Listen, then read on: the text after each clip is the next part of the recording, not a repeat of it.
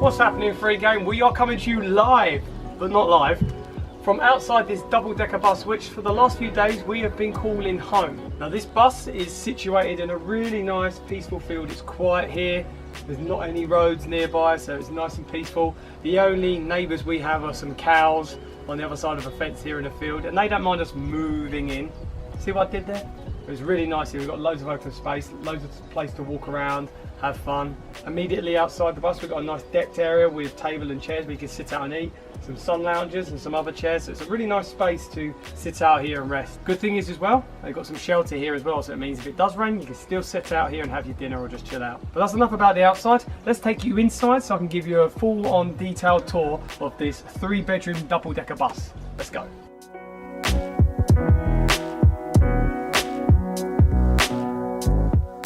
So this is Bertie the bus. That's right, that is the official name of this bus, Bertie. What a cute name, I love Bertie. This bus is obviously decommissioned, but a long time ago it would have carried hundreds, thousands of passengers on multiple journeys around a city or town somewhere.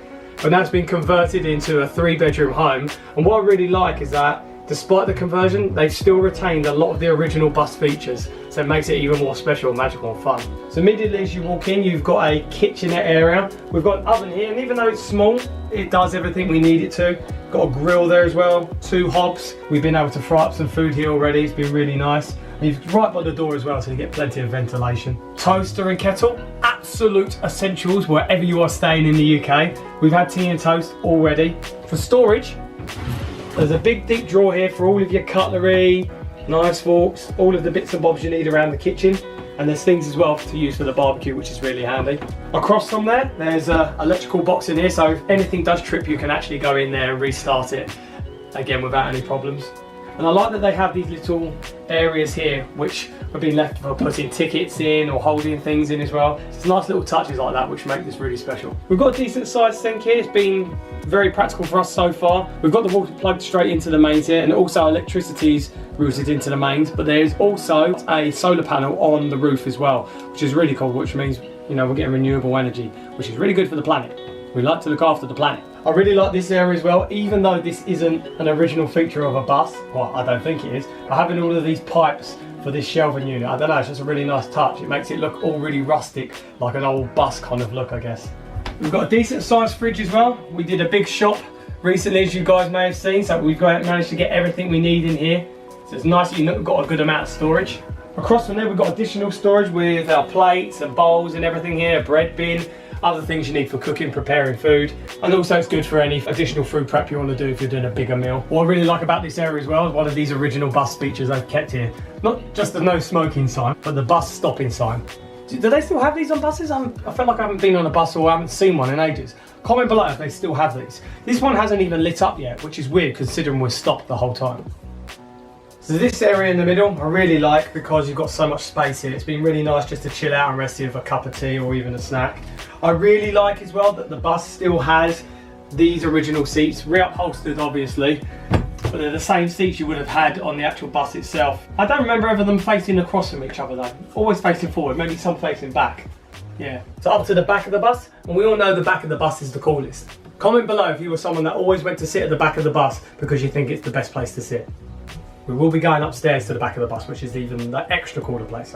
But this area, we've got a nice electric fire you can put on if it gets too cold, and a really, really nice seating area where you can sit around and eat the food or just chill out. This area is huge, and the table is huge as well, and it makes, I don't know, it almost gives an illusion like this part of the bus is wider or bigger. You could probably get 10 people sat around here all at once. In fact, on this entire bus, with this seat in here and the seat in there in the middle and the beds upstairs, you could probably sleep 10 people here in total. There's some nice little touches as well. The emergency exit door is still available, but you can't actually get out of it. So if there is an emergency, probably just best to go out the front door.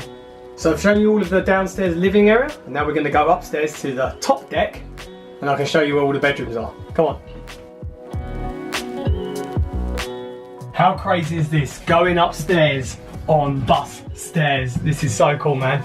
You've got the bell here as well, which has been pressed again and again and again, but it doesn't make the sound. As a kid, didn't you always want to do that? Or if you are a kid, don't you enjoy pressing that bell? But only press it when you need to get off. No irresponsibility. Here, however, press it as much as we want. Well, what we've learned very quickly that you have to be aware of coming up here is the low ceiling. Banged my head many times. With it being upstairs and with heat rising, it gets a lot hotter upstairs than it does downstairs, which is good for when you're going to bed and you want to be warm and cozy, but there are loads of the original windows all around the edge that you can open up just to give a bit of ventilation. So there's 3 bedrooms upstairs. First, I'm going to go to the back of the bus and show you the main bedroom that we've been staying in. So this is the most spacious bedroom. It has a king size bed, a really comfy king size bed. We've had some good sleeps in this already. And what's really nice as well, they put curtains here all around the top so you can have your privacy, shut off light if you want to. For storage, most of the space available is space under the beds, but we also have some hooks with some hangers that we can hang our clothes up on and any other things as well. So it's pretty much all you would need staying in this space. But as I said earlier, the coolest thing about this room is at the back of the bus at the top, which is the coolest place to be. Apart from when you have all the windows shut and all of the heat just gets trapped and it's very hot, like it is now. It's still cool, still cool. So now I'm going to show you the second bedroom where Jojo's been staying.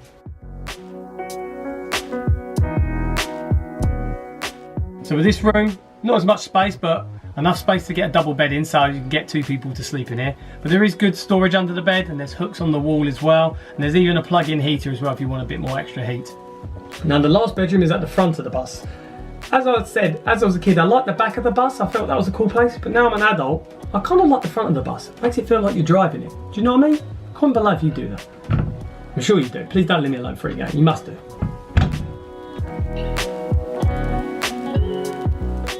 Now this is the last bedroom, and for those of you that watch all of our videos, you will know that our daughter Jamie was staying with us, but she had to go. So this bedroom now is no longer being used by her, so we've just used it for storage to put our suitcases on and other bits and bobs.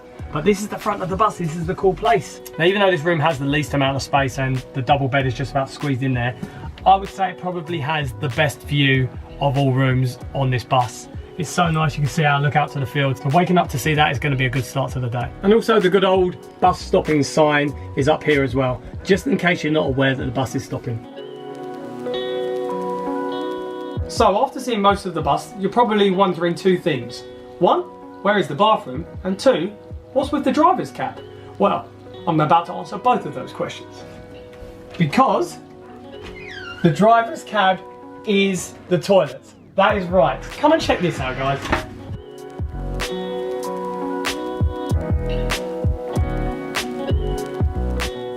This is without a doubt my most favourite thing about this bus. I mean, who would think of doing something like this? We've got a toilet with a steering wheel. You can actually use a toilet while pretending to drive a bus.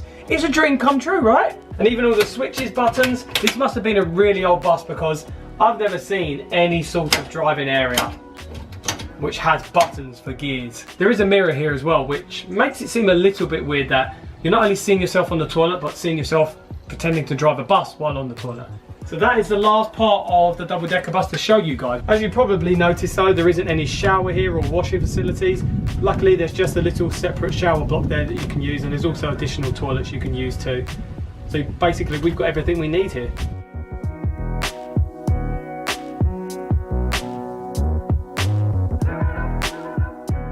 So that's it guys, that is our tour of this lovely double-decker bus, Bertie the bus. We'd love to hear your comments below, what you guys think about this. What's your favourite area? What sort of things would you like to have on a double-decker bus if you stayed there? Any unique touches you'd like to see that might be missing from that one? We'd love to hear your comments below. And if any of you guys are new to this channel and you're liking seeing what we do as a family and wherever we travel, we'd love it if you subscribed. If you're already subscribed, hit the notification bell so you're kept up to date on when we do upload videos. And we will see you guys in the next video. Thank you so much for watching. Peace out.